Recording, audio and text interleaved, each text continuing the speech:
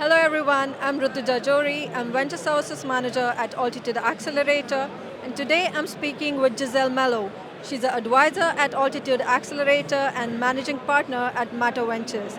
Thanks for joining us today, Giselle. Oh, it's a pleasure to be here. Thanks for having me. So, you started your entrepreneurial journey at the age of 12.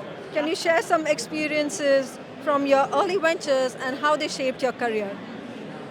Well, you get comfortable with a lot of failure. So uncertainty and ambiguity is something that you become, well, at least I become super comfortable with. So that's first and foremost. There's something that I always share with founders, which is like top three things is double down on understanding where your growth is coming from. Really know your numbers and your financials. No matter who you're speaking with, it doesn't matter whether it's an investor or a client, it doesn't matter. Know your numbers, and so double down on understanding your numbers. And then get very, very clear on your why, because the why is the one that's going to take you through the bumps and bruises when things get tricky. Thanks for sharing that. What emerging trends in technology and AI do you believe will be game changers in the near future? I mean, there's so many, and I think there's so many that we don't even know are going to present themselves that are being built, let's say, in areas of Department of Defense or areas that are not highly commercialized yet. But I'll give you three, and then I'll share one that I'm a little bit more excited about, which is it's less about AI, but more about community around AI. So I know we're going to see a lot more about AI agents for sure. It's already being talked about, but I think we're still at the early innings of AI agents. Ethics in AI is a big topic, and it's something that's near and dear to me as well. The third one is community around AI. So it's interesting that when OpenAI or ChatGPT came out, what it did is it gave the world a sense of what AI is. But AI's been around for almost 40, 50 years. But what's interesting is, there's a lot of folks saying, well, if I want to build something, not necessarily Gen AI, but if I want to build something like in terms of true applied AI, I have to build an entire, engineering team, or I need to be an engineer. Obviously, that's helpful. But the concept of community is exciting to me because you look at something like Hugging Face. Hugging Face is one of the largest communities, some of the most brilliant machine learning and AI specialists. It's kind of like the GitHub for AI.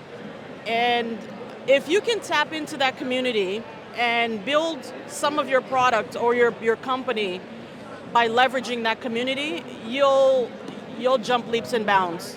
I wouldn't say ahead of the competition, it depends on what you're building. But I still think it's an untapped resource, that community, and it's a great way for you to build the early innings of your company. So that excites me a lot. What Hugging Face and others like them are doing, open source. Couldn't agree more. And last one is my favorite topic. Yes. Can you discuss your life assignment of economic empowerment through entrepreneurship and how investments and initiatives support this mission? Quite a big mission.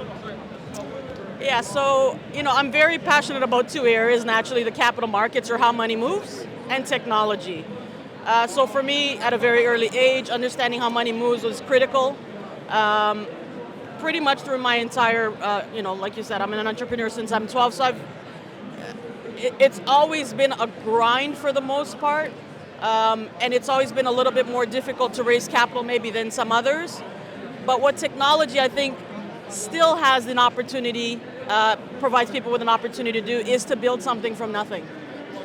You're not somebody that necessarily had to grow up with an inheritance. You're not somebody that necessarily had to go to the best school. You're not somebody that necessarily even needs to be an engineer.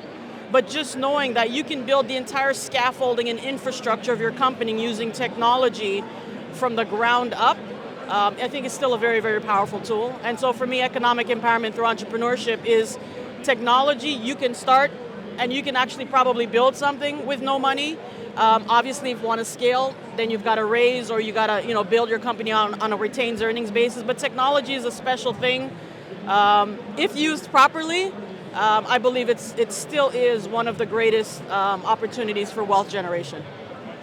Thanks for sharing those valuable insights, and thanks for joining us today. Thank you for having me. I hope you enjoy the rest of your conference. Having a blast. I hope everybody enjoys Collision as well. Take care. Thank you.